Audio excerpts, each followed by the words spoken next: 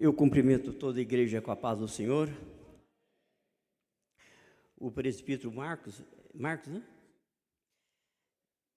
É quem eu fui indicado pelo pastor Brito, que está na cidade de São José do Rio Preto. Mas o pastor Brito esqueceu de avisar o senhor que eu sou gago. Não avisou, né? Gago não prega, gago gagueja. Porque hoje, esse ano eu faço 69 anos, e quando eu nasci, ainda com 2, 3 anos, eu nasci segundo a família, a igreja. Eu nasci cego e nasci mudo. E esse Jesus que essa igreja adora, me curou. Só que a minha voz, eu sou gago. Se eu for falar com vocês, por exemplo, se eu for falar com uma pessoa desconhecida sobre a agenda, eu perco a agenda. Porque ninguém vai convidar um gago. Só que Deus, eu tenho 50 anos de fé cristã. Quando o Senhor Jesus, quando entreguei a minha vida a Cristo, porque mesmo o Senhor me curando, eu ainda andei até aos 20 anos nas trevas. Quando encontrei com Jesus, o Senhor me fez uma promessa, que quando eu estivesse ensinando, pregando a palavra dEle, Ele tiraria de mim toda a gagueira.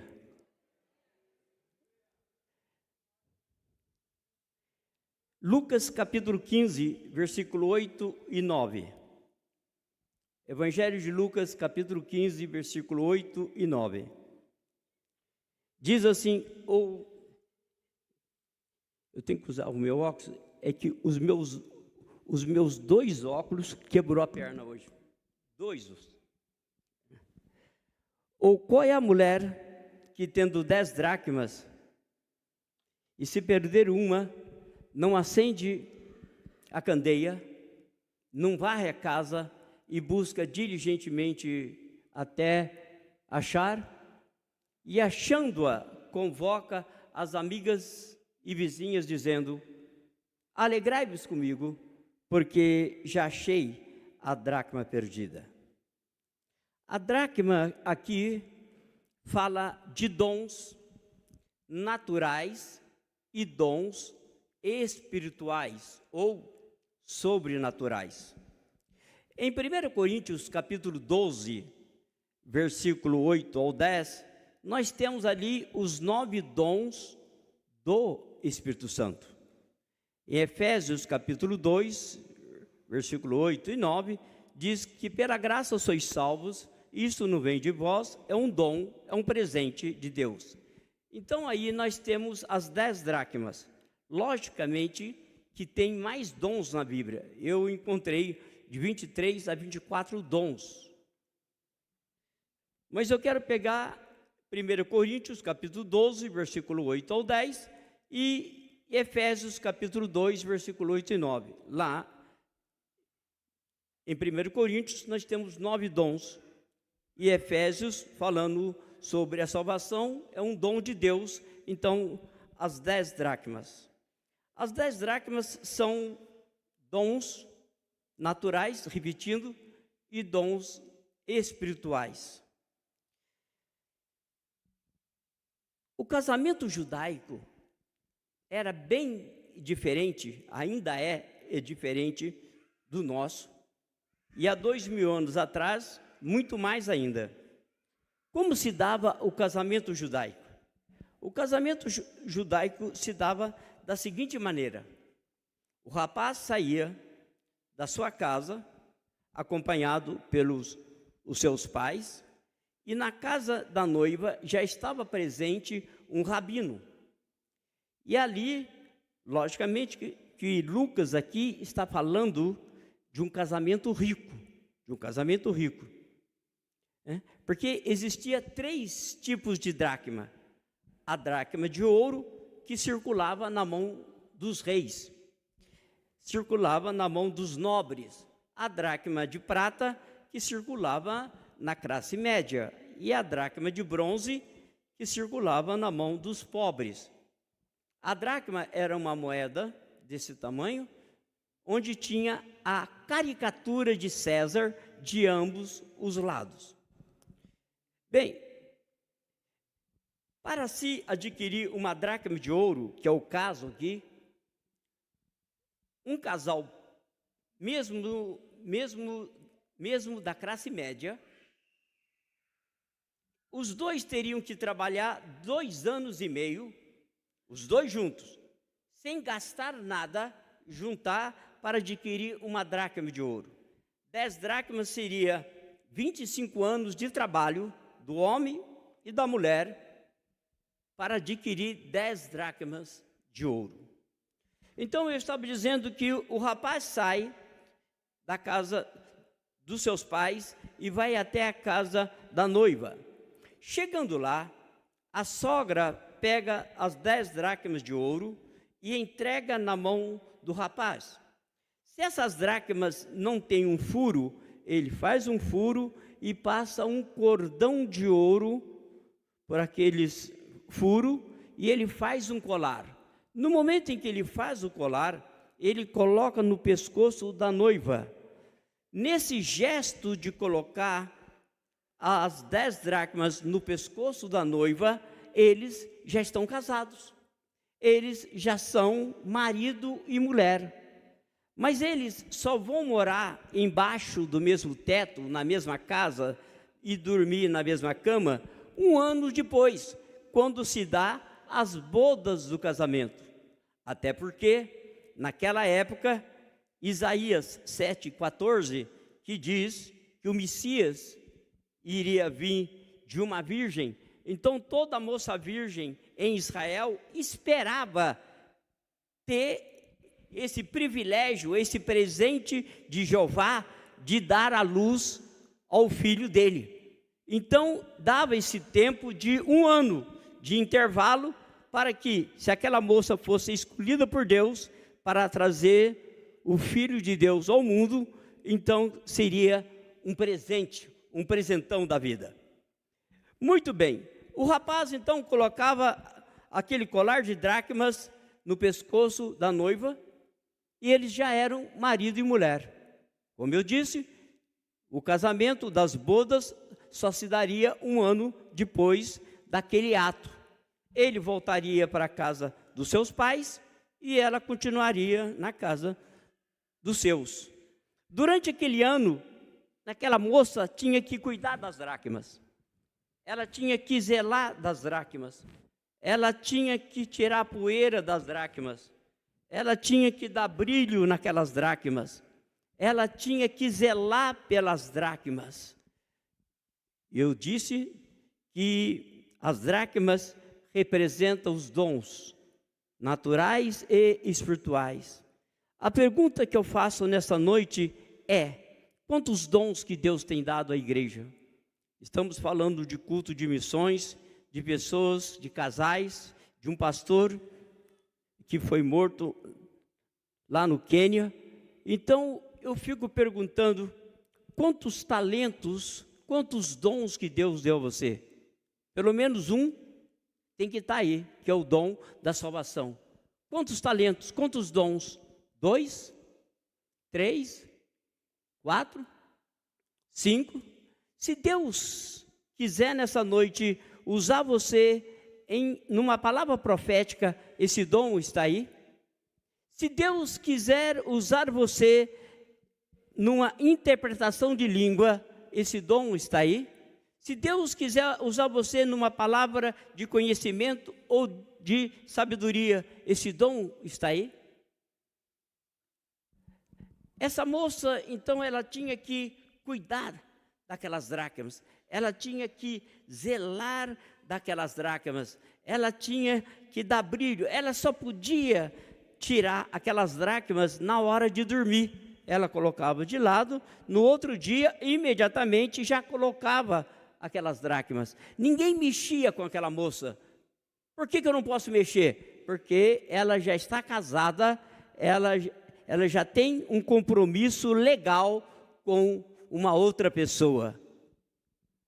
O pastor Enéas Tonini, que foi um dos primeiros brasileiros a escrever livro de geografia bíblica, um dos primeiros.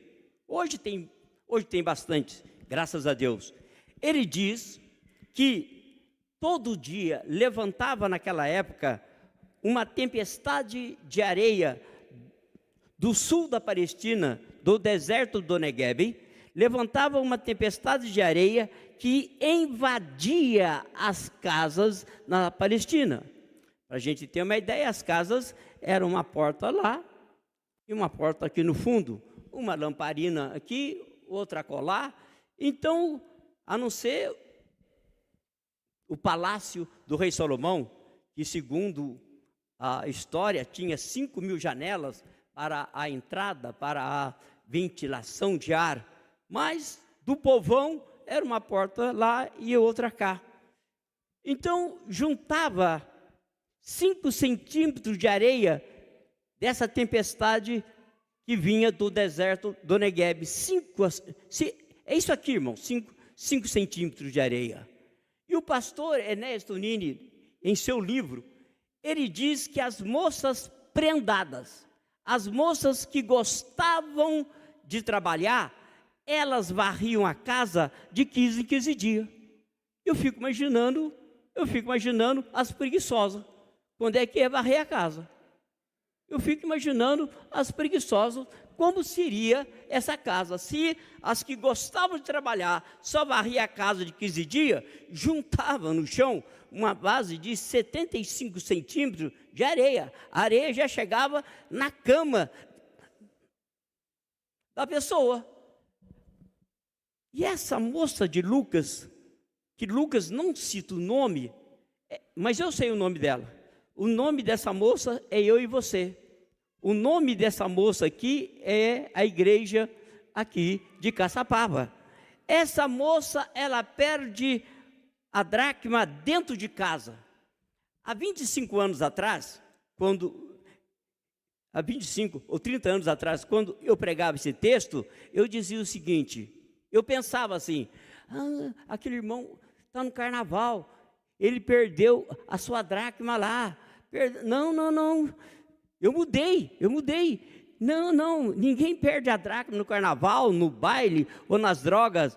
Ele perde a dracma dentro da igreja, dentro de casa. Ele perde aquela paixão, aquele amor que ele tinha pelo evangelho, pela palavra de Deus. Esse amor acaba e ele perde a dracma dentro de casa, dentro da igreja. Se nós perdemos a dracma dentro da igreja, é dentro da igreja que vamos achar a nossa dracma perdida. E essa moça perde a dracma. Note bem que no versículo 10, ela tem muitas amigas. Se você ler o versículo 10, ela tem muitas amigas. Ela não chama ninguém para ajudá-la a achar a dracma. Não. Ela não chama ninguém, porque é uma responsabilidade pessoal. É uma responsabilidade individual. Não é como nós brasileiros. A pessoa não ora, não tem uma vida de santidade, e aí perde os dons e fica perguntando, e fica falando, vocês oram por mim? Vocês oram por mim? Ora por mim? Vocês oram por mim? Eu fico olhando assim, uma vida desleixada, uma vida mal acabada. Eu fico olhando se vocês oram por mim, vocês oram por mim? Oro nada. Oro não. Se eu pudesse levar para o céu, levaria a minha família. Minha esposa, minha família e meus filhos. Se eu pudesse, eu não posso levar. Cada um de per si. Cada um por si mesmo. Porque a pessoa bagunça, perde os dons e aí fica fazendo campanha. Eu não sou com nada contra a campanha. Não, fica tranquilo, não sou contra a campanha, não. A campanha movimenta a igreja, e acho maravilhoso, mas as pessoas ficam atrás de campanha. Não é campanha, é os dons que Deus está cobrando de você. É aquilo que Deus colocou nas suas mãos. Aleluia! É aquilo que Deus colocou nas suas mãos. Louvado, glorificado seja o nome dele. Mas essa moça perde a dracma. E quando ela perde a dracma, perde dentro de casa, ela traz 3 lições para nós. 3. Primeira, ela acendeu a candeia. Segundo, ela varreu a casa. Terceiro, ela buscou com diligência até achar. Acendeu a candeia. Eu pensava, pastor Esdras, eu pensava que quem acendia a candeia era Deus. Eu pensava. Mudei. Eu vou ficar em casa hoje assistindo o Fantástico. Não estou pregando contra televisão, não. Na minha casa tem televisão. Na minha casa tem. Eu vou ficar em casa, não vou no culto, porque o irmão fulano, o irmão cicrano, olhou torto para mim. E por falar em olhar torto, escuta essa. A minha esposa e um grupo de irmãs oraram por uma senhora que estava com câncer nas costas. Essa mulher urrava de dor. Essa mulher, o grupo de irmãs foram lá, oraram por ela e o Senhor Jesus a curou. O marido dela estava preso. A igreja preparou um hotel, o melhor de Taubaté. Ele sai da cadeia, a igreja pega um carro, pega o marido, tal, dá um banho de loja neles e leva os dois para ficarem no hotel. Até agora, a minha igreja não pagou hotel para mim. Muito bem. Tudo certinho na igreja, tudo bacana. Aí, um dia, essa irmã que foi curada, ela passou lá na porta. Quando ela passou na porta, ela veio até a gente chorando. O que foi, irmã? O que aconteceu? A irmã, eu estendi as mãos para ela e ela não me viu. Ou se me viu, ela não quis me cumprimentar. Vocês não têm amor. Falei, irmã, a irmã lá da porta, a irmã é vesga. É vesga, presbítero. Ela não viu, irmã. Ela ia sair da igreja porque a irmã não cumprimentou, estendeu as mãos. É brincadeira. Eu pensava então que Deus iria acender. Não vou no culto mais, sento no sofá de casa e fico esperando Deus acender. Vou morrer. Deus não vai acender nada. Vou ficar lá. Estorricado, morto. Morreu. Deus não vai fazer isso, não. Não vai. Porque as pessoas pegam, lá em Provérbios, que diz assim, o justo cairá 7 vezes. E aí nós, brasileiros, emendamos, e o Senhor o levantará. Não. O justo cairá 7 vezes, e ele, o justo, se levantará sozinho. Ele sabe a casa do Pai, ele sabe a igreja, ele sabe onde ele foi batizado, ele sabe quando ele foi batizado com o Espírito Santo. Ele pode vir estragado, rebentado, mas ele sabe aonde é a casa do Pai. Deus vai me levantar. Vai morrer. Essa mulher acende a candeia. Acender a candeia. Eu sempre digo, aqui na terra a gente risca o fósforo, o fogo vem do céu, mas quem risca o fósforo sou eu. Quem dá glória a Deus sou eu. Quem dá aleluia sou eu. Quem tem que dizimar sou eu. Quem tem que vir na igreja sou eu. Quem tem que adorar sou eu. Quem tem que se alegrar sou eu. Quem tem que perdoar sou eu. Quem tem que ser perdoado sou eu. Quem tem que me na ceia sou eu. Eu risco fósforo. O fogo vem de Deus. Tem glória a Deus aqui nessa noite ou não? Tem glória ou não? Nós riscamos fósforo. Mas quem tem que me buscar sou eu. Quem tem que orar sou eu. Quem tem que ensaiar são vocês. Nós temos que fazer a nossa parte. Tiago 4, verso 8. Chegai-vos a Deus. É condicional. Eu chego a Ele, Ele chega a mim. Eu chego a Ele, a porta se abre. Eu chego a Ele, sou batizado com o Espírito Santo. Eu chego a Ele, recebo saúde. Eu chego a Ele e recebo emprego. Eu chego a Ele, Ele me dá alegria. Eu chego a Ele, Ele me dá paz. Eu chego a Ele, Ele me dá uma família saudável. Eu chego a Ele, aleluia. Tem glória a Deus aqui, cadê? Eu quero ver essa igreja acendendo a candeia nessa noite, aleluia. Acender a candeia. Acender a candeia. Eu não sei, irmãos. Eu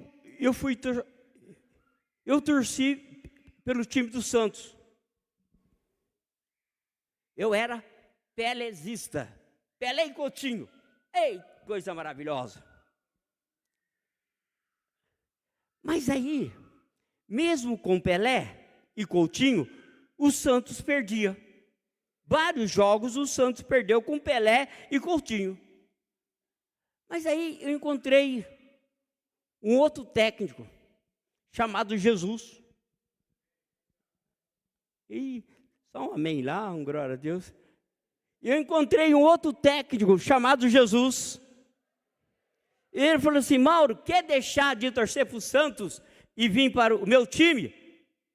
Eu falei, eu quero sim, senhor, quero, porque mesmo com Pelé e Coutinho, o time do Santos perde. Eu falei, no meu time, ninguém perde. Aleluia. É Jesus, não perde? Não perde. Marcos 10, versículo 30. Pedro chegou em Jesus e disse: mestre, o negócio é o seguinte, o senhor passou lá em casa, a minha sogra está lá comendo, a velha come demais, ela está com a febre alta, o senhor tocou nela, e a mulher, agora que a mulher está comendo, está curada, está libertada. As contas chegaram, as contas chegando, e eu, o Zebedeu aí, com o Tiago e João, nós trabalhamos, e eu largamos tudo lá. E aí, como é que eu faço? Aí Jesus, Marcos 10 e 30, Jesus olhou para Pedro e disse: Pedro, você está falando do quê? De dinheiro? Senhor, eu não queria tocar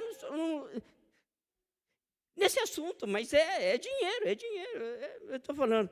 Pedro, escuta essa, quem me seguir vai ganhar aqui em Caçapava 100 vezes mais. Nossa, só o irmão ali que deu, papai, só. Eu vou repetir. Quem me seguir, Pedro, vai ganhar 100 vezes mais aqui na terra e a vida eterna. Ou seja, quem tiver no meu time, o placar é de 100-0 em Satanás. Ô glória! Acendeu a candeia. Acendeu a candeia. Nessa noite, eu pergunto a você, você não quer acender a sua candeia nessa noite? Não está com vontade de acender? Romanos 4, versículo 20, diz o seguinte: Abraão se fortaleceu na fé, dando glória a Deus. Aleluia, estava fraco, glória a Deus. Estava com problema, glória a Deus. Glória a Deus, glória a Deus, glória a Deus, glória a Deus, glória a Deus, glória a Deus. Eu vou até a meia-noite, glória a Deus, glória a Deus, glória a Deus, glória a Deus, aleluia. Ele se fortaleceu na fé, dando glória, acender a candeia. Eu gosto disso, acender a candeia. 2, ela varreu a casa. Deixa Jesus varrer a sua vida nessa noite. E ela buscou com diligência, minuciosamente, naquela areia que estava dentro da casa dela, ela buscou até achar. Em 1985, são 8h15. Eu quero entrar dentro do horário, porque eu pretendo voltar mais vezes. Então, em 1988, eu estava pastoreando uma igreja na cidade de Guarulhos. Uma irmã chega em mim e diz: irmão Mauro, eu quero comunicar ao senhor que eu vou ficar 30 dias em casa. E a irmã mora quase que do lado, quase dentro da igreja, ela mora ali. Eu falei: mas e por que, irmã?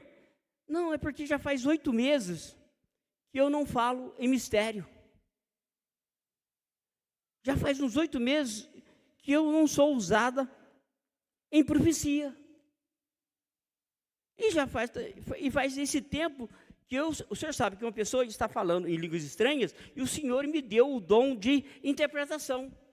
Então eu quero fazer um jejum em casa de 30 dias. 30 dias. De 30 dias eu não vou vir no culto, mas estou jejuando para mim buscar esses 3 dons. Eu falei: não precisa. Não precisa fazer jejum, não precisa ficar em casa, pode continuar na igreja. Eu falei: mas como assim? Eu sei aonde que está os 3 dons da senhora. O senhor sabe? Eu falei: sei. Aquele diácono que a senhora ofendeu há 4 meses atrás e não pediu perdão, lá na porta, é só a senhora ir lá pedir perdão para ele e que um dos dons volta. Ela foi lá e pediu perdão para o irmão, já começou a falar em mistério lá. Aí quando ela estava falando em mistério, eu fui lá e disse: agora a senhora vai lá na cozinha, que há 5 meses atrás a senhora brigou com as irmãs por causa de coxinha. Vai lá e peça perdão. Vai lá e peça perdão. E foi e pediu perdão, foi renovada. E eu creio que Deus está falando aqui nessa noite. Aleluia. Quem crê que Deus está falando, dá um glória a Deus bem gostosa. Para terminar, por que essa moça ela fica preocupada? Porque as bodas do casamento estão chegando, pastor Esdras. Está chegando. Ué, se está chegando, quando o noivo chegasse na casa da noiva, as virgens já estavam com a noiva preparada. A primeira coisa que a noiva fazia era tirar o colar de dracmas e mostrava para o noivo. Ele contava 1, 2, 3, 4, 5, 6, 7, 8, 9, 10. Ele estendia as mãos para ela e disse: vem, minha amada, para as bodas de casamento na casa do meu pai. Aí vinham os 2. Mas se tivesse faltando 1 dracma, o casamento estava desfeito. O casamento estava acabado. Não havia casamento pela perca de 1 dracma. A noiva podia dizer, chorar, gritar. Depois eu procuro a outra dracma. Depois eu vou em busca. O casamento estava desfeito pela perca de 1 dracma. Agora pensa comigo. Quantos dons que Deus lhe deu. Se Jesus vier agora buscar a igreja, ou buscar você, particularmente, vai haver o casamento? Você será salvo com essas dracmas enterradas? Não responda para mim não, só para dentro de você. Se o casamento judaico, ele era tão rígido, que o moço voltava triste para a casa do seu pai, mas não havia casamento pela negligência, pela perca de 1 dracma, você será salvo? Pelo talento e dons que Deus lhe deu? Mas eu tenho uma boa notícia para encerrar essa mensagem. Quem quer ouvir essa boa notícia, dá um glória a Deus aqui. A boa notícia é que o noivo ainda não veio, pastor Esdras. Se ele não veio, presbítero Marco, tem chance de achar a dracma perdida. Se o noivo ainda não veio, aquele dom, aquele talento que você perdeu, aleluia, a chance de você buscar, achar a dracma perdida. Fiquemos em pé. Fiquemos em pé. Pai querido, muito obrigado, Senhor, por essa oportunidade que o Senhor nos dá. Muito obrigado, Senhor, que cada irmão, cada irmã, aleluia, aqueles que talvez tenha perdido, que eles possam achar, aleluia, a sua dracma, possam achar o talento, os dons que Deus conferiu a eles. Eu te agradeço, Pai, em nome de Jesus, amém e amém. Muito obrigado, pastor. Podem se assentar, queridos.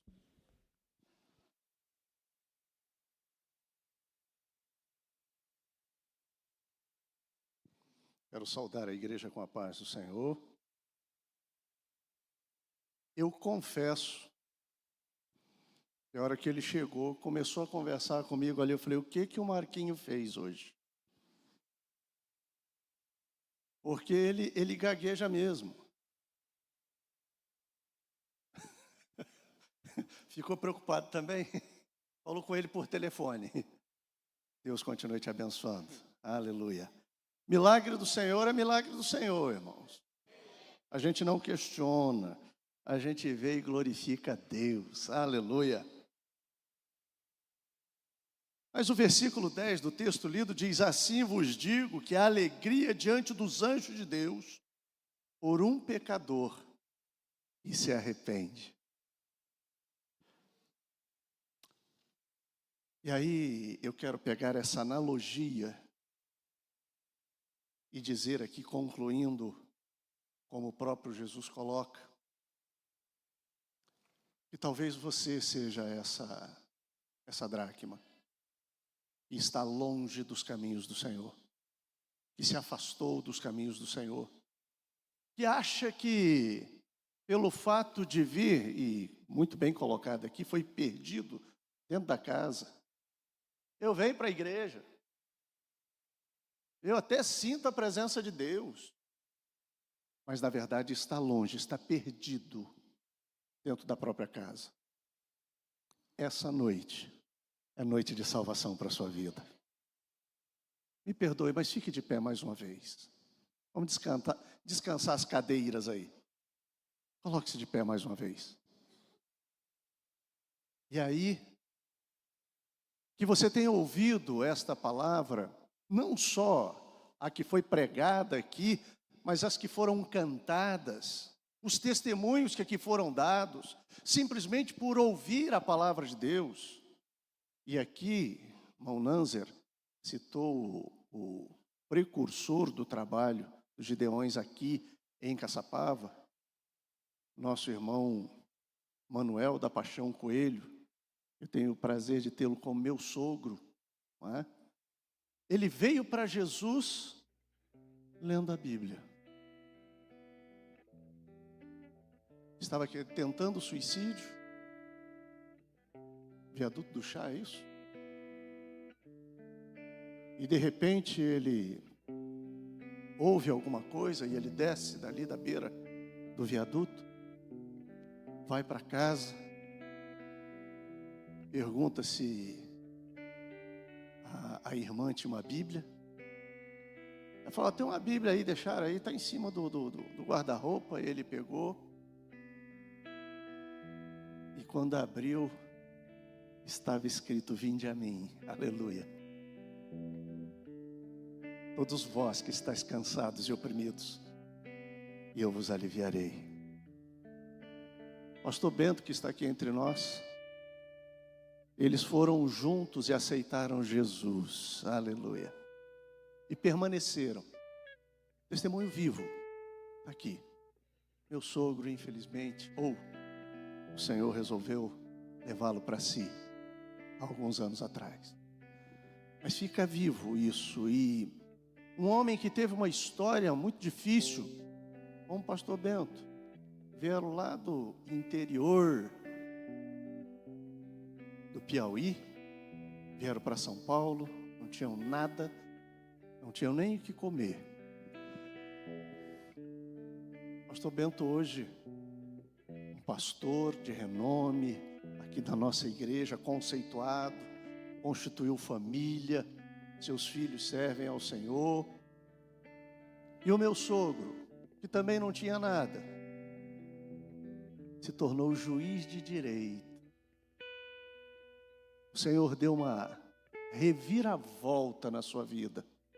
Eu estou te contando isso para que você possa entender que quando você vem para Jesus, que quando você se coloca diante dele e quer de verdade andar com ele, com verdade de coração, sincero de alma, Deus transforma o nosso viver. Deus transforma a nossa vida. Coloca-nos em lugares que, meu Deus, como é que poderia estar vivendo isso hoje? É Deus em nós, aleluia, através de Cristo Jesus. E se você quer dar esse passo na direção de Jesus, essa noite, eu quero te convidar. Levanta sua mão como sinal de aceitação. Eu e esta igreja queremos orar por você. Você que está nos assistindo pelas redes sociais, se é ao vivo ou depois, não tem problema.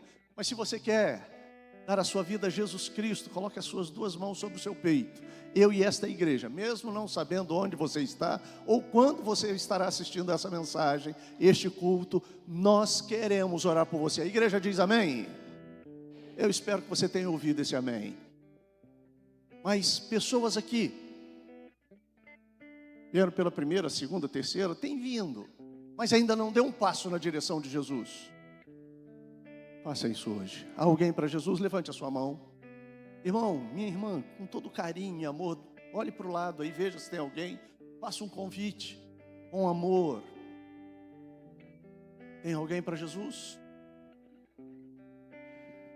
Nós vamos orar e agradecer a Deus por essas vidas que estão aceitando Jesus lá pela internet. Você crê que Deus está fazendo isso? Diga amém. Curve a sua cabeça. Obrigado pelo teu amor, Senhor. Obrigado pela tua bondade. Espírito Santo, obrigado por falar conosco, por trazer à tona aquilo que somos e quem precisamos ser.